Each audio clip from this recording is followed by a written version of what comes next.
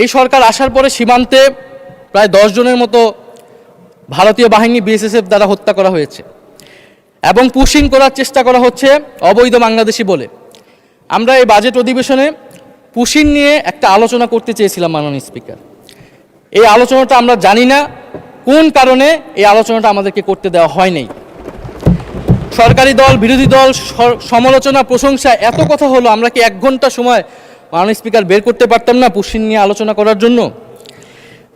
আমরা বিএনপির নামের সাথে জাতীয়তাবাদ শব্দটা আছে, আমরা দেখতে চাই তারা কিভাবে সীমান্ত হত্যা বন্ধ করে মাননীয় স্পিকার, এবং সেই বিষয়ে আমরা সর্বাত্মকভাবে সহযোগিতা করব। আমরা বিজেপিকে সাধুবাদ জানাই এই মহান সংসদ থেকে, তারা যেভাবে প্রতিরোধ করছে, যেভাবে দৃঢ়তার সাথে দাঁড়িয়ে রয়েছে। বাংলাদেশের 18 কোটি জনগণ মাননীয় স্পিকার বাংলাদেশ বিজেপির সাথে রয়েছে। মাননীয় স্পিকার, পশ্চিমবঙ্গে একটি নির্বাচন হয়েছে এবং শুভেন্দু অধিকারী সেখানকার মুখ্যমন্ত্রী হয়েছে। নির্বাচনের আগে এবং পরে বাংলাদেশকে নিয়ে লাগামহীন বক্তব্য দিয়ে যাচ্ছে মাননীয় স্পিকার। তিনি বলেছেন নির্বাচনী এক জনসভায়, আমাদের জন্যই বাংলাদেশ তৈরি হয়েছে, বড় বড় কথা বলো, অবৈধ সবাইকে পাঠিয়ে দেব।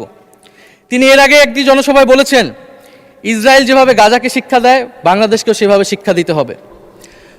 মাননীয় স্পিকার, এই অধ্যতের জবাব বাংলাদেশ সরকারকে দিতে হবে, পররাষ্ট্র মন্ত্রণালয়কে দিতে হবে। আমরা পররাষ্ট্র মন্ত্রণালয় থেকে কঠোর জবাব আশা করছি, এবং ইতিহাস ভুলে গেলে চলবে না। এই পূর্ববঙ্গের কৃষকের টাকায় মাননীয় স্পিকার কলকাতা শহর তৈরি হয়েছিল। কলকাতা শহর আমরা 1937 সালে বিজয় লাভ করেছিলাম মাননীয় স্পিকার, এবং শ্যামাপ্রসাদ মুখার্জিরা তারা সাম্প্রদায়িক নীতির ভিত্তিতে পশ্চিমবঙ্গ ভাগ করেছিল, যে পশ্চিমবঙ্গ দিবস আজকে নরেন্দ্র মোদী পালন করছে। আমরা এই জাতীয়তাবাদী সরকারকে আমরা সেই সমমর্যাদায় সমতার নীতি নিয়ে আমরা প্রতিবেশীর সাথে সম্পর্ক করতে চাই। বাংলাদেশ ফার্স্ট, এটা যাতে শুধু মুখে মুখে না থাকে মাননীয় স্পিকার।